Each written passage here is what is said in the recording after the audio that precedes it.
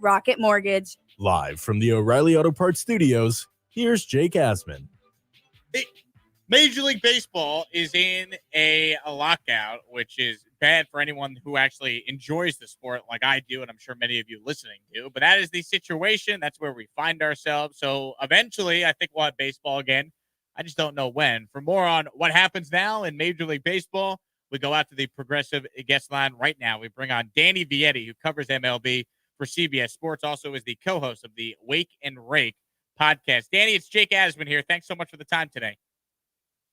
Yeah, of course. How's it going, Jake? Fantastic, man. So what are you expecting in regards to this lockout? Are you expecting something in length? Are you expecting something that could get solved within a couple of weeks? What's the timeline from everything you're hearing? Yeah, so the consensus right now is there's a lot more optimism and confidence that we're going to get a deal done. It's kind of twofold. So last year, and I'm comparing this to 2020. Last year in 2020, when we had the COVID-riddled season, there was not as much optimism whether we were going to get a season at all for a number of reasons, health concerns, and the mere fact that the Players Union in Major League Baseball were so far opposite in what they expected out of the season. And it was uncharted territory. Let's be real about that, too. I mean, we had never obviously had a pandemic-riddled season, at least not since the early 1900s. So last season was a very rare occurrence, and it was, like I said, uncharted territory. So there was a lot of stuff to be talked about, discussed, and finally it was obviously completed, and we had a 60-game season. That said, if that's any indication of how these discussions are going to go, it's not looking great. But at the same time, the difference this year compared to last year is we still have 4 months left before the season is expected to start.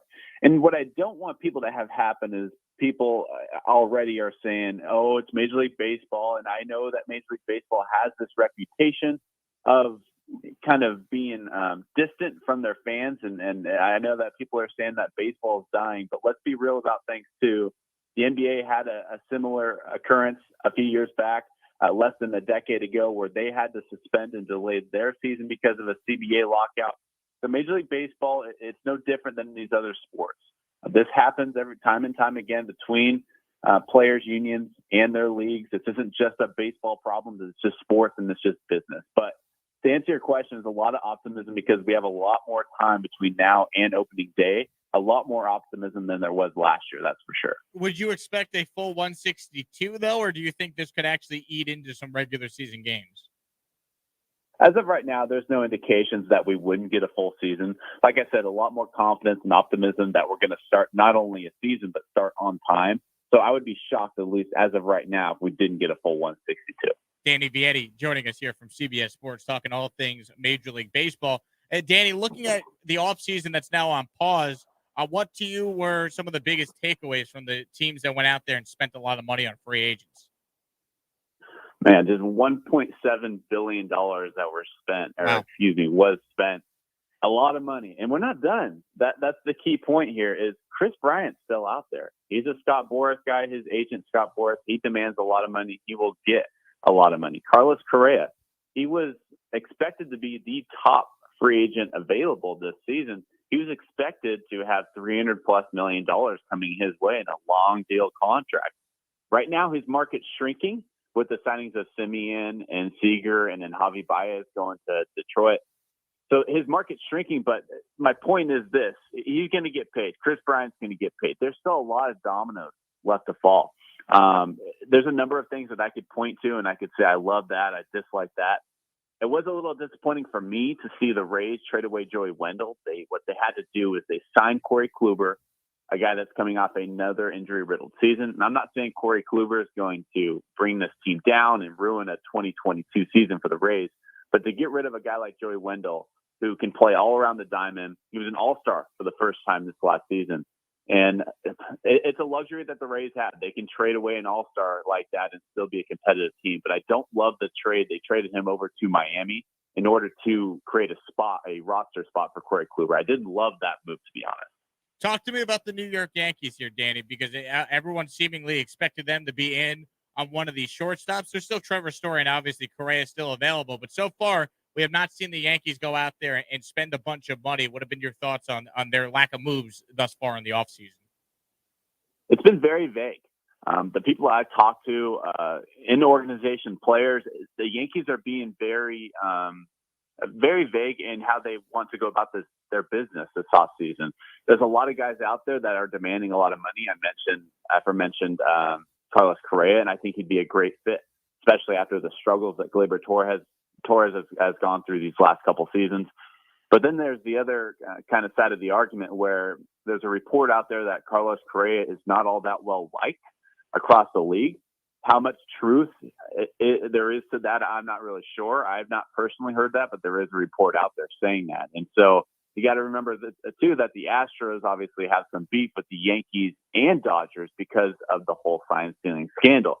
And two of those top destinations that people are predicting after all these other shortstops have signed, is the Yankees and Dodgers, because they do have a lot of money, and both those teams could technically use a shortstop, especially with Corey Seager going to Texas. So the problem is, of course, that beef between Houston, Carlos Correa, and the Dodgers and Yankees. So to answer your question about the Yankees, I still think Carlos Correa is an option. It's just going to be a question of whether they want to bring a guy like that into their clubhouse. But there's still a question mark is, are they going to be able to re-sign a guy like Anthony Rizzo? Is Matt Olson going to be available from Oakland? These are all questions that are yet to be answered. And frankly, I don't have an answer quite yet. And we're not going to have an answer until we can get this CBA deal done. Do you think it's more likely the Yankees then go out there and use the trade market as a way to improve their team? Because they seemingly don't want to hand out another 10-year deal to a player, knowing they got to still extend Aaron Judge, and they're obviously paying Garrett Cole and Giancarlo Stanton long-term deals.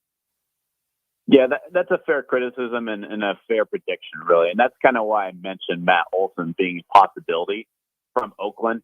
Matt Olson, one of the better first basemen in the game, defensively and offensively, all-star last season, a two-time Gold Glover, a left-handed power bat, which is what the Yankees seek after having so many right-handed high strikeout players on their roster the last couple seasons.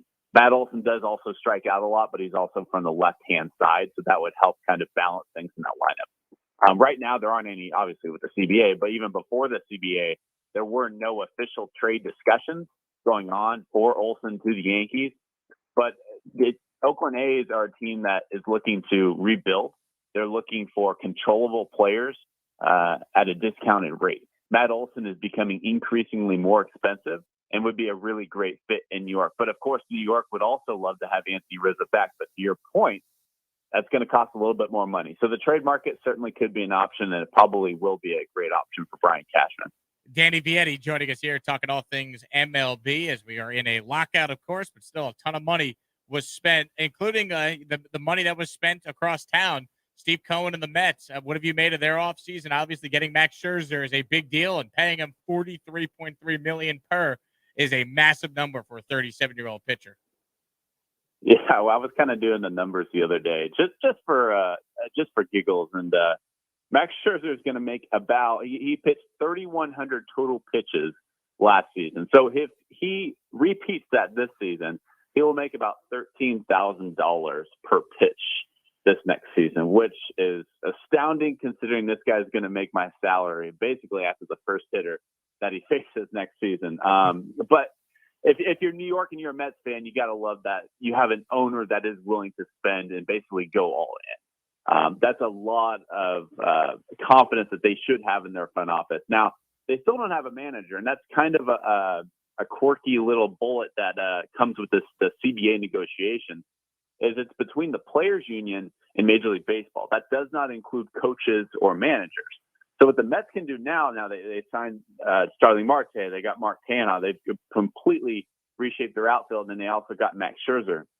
But they still don't have a manager, which is kind of the elephant in the room right now. But they're going to have however much time between now and when they can get a CBA deal done to hire a manager. John Heyman reported, I believe it was either yesterday or the day before, that Curtis Granderson, one of the better players in really the 2000s and 2010s, and just one of the good dudes in baseball, he could possibly become a candidate for New York Mets for that manager position. So things remain to be seen, but that is something they can focus on these next couple of months. Danny, do you think there's any chance Freddie Freeman, whenever baseball does return, is not back with the Atlanta Braves? Every day that he does not sign with the Braves is an increasing chance that he heads elsewhere. Now, I want to emphasize the fact that people within the league still don't think he's going anywhere. But there's a report out there that I mentioned Matt Olson, earlier on this conversation, and the Braves have reportedly checked in on Matt Olson as a concession plan to Freddie Freeman. Why would they do that? Well, they want to get their ducks in a row just in case it doesn't work out. But Freddie Freeman would be a great option for Los Angeles. Freddie Freeman, the Dodgers I'm referring to. Freddie Freeman would be a great option for San Francisco, even though they still have Brandon Belt coming back on that qualifying offer. But that said, nobody sees him playing in any other jerseys in Atlanta. And I do think they eventually get a deal done. I do think because of the CBA negotiations and whether we're going to have a universal DH, because as Freddie Freeman ages, he could fill in at that DH role as he gets later and later in his career. So I think that's part of it and part of the reason we haven't gotten a deal done between those sides. How about Clayton Kershaw, right? Similar situation, a forever Dodger, obviously Freeman, a forever Brave. Do you think Kershaw, when it's all said and done, is back with LA? I think it's going to come down to LA and Texas. He lives not too far away from Arlington, and that's where he grew up. So he's a Texas kid, homegrown, grew up a Rangers fan. So obviously things have changed since he was a kid. I mean, one of the greatest Dodgers of all time, World Series champion, one of the greatest pitchers of our generation. And if you look at his numbers too, I know his ERA has increased a bit and his durability has lessened over the years as he's aged, but his numbers are really good. His opponent batting average, his weak contact that he's producing, he's still got plenty to give. Are the Dodgers willing to give him a lot of money to come back? That remains to be seen. But the Dodgers obviously are willing to spend with other players, so it would surprise me if he didn't come back to LA. But Texas could certainly be an option too, because they're obviously willing to spend as well with the signings of Corey Seager, Marcus Semien, and John Gray. Danny Vietti is our guest. Finally, Danny, just big picture, your biggest takeaway from the offseason and to you, the biggest move that any particular team made so far. Yeah, this one's kind of under the radar for me, but I really like what Miami's done so far. I mentioned earlier I didn't like that the Rays traded away Joey Wendell. What Miami Marlins were able to do was they were able to get in on those trade talks and get Joey Wendell. And I'm not saying Joey Wendell is this franchise icon player, but to have a guy like that, and then you also sign Avisaíl Garcia to your outfield, and then you also are able to extend Sandy Alcantara, who's been really, truly one of the better pitchers in the National League since he made his debut a few seasons ago. Tim Eng's doing a phenomenal job down there in Miami, and Miami Marlins fans finally have something to look forward to. They are getting for agents. They have guys like Jazz Chisholm, who's going to be an absolute stud for years to come. They're going to have their starting rotation coming back healthy next season. So Miami is making moves, and they're definitely turning some heads. Danny, really appreciate the time, man. Continued success, and hopefully the lockout doesn't last too long. Hey, amen to that. Thank you. Danny Vietti joining us there on our progressive guest line. Good stuff there from Danny, talking all things MLB. We'll take a quick break and wrap up the hour. Jake has been hanging out with you right here on Sports Map Radio. Hey, baseball fans, download the Score app today for all the latest scores, news, and updates. Don't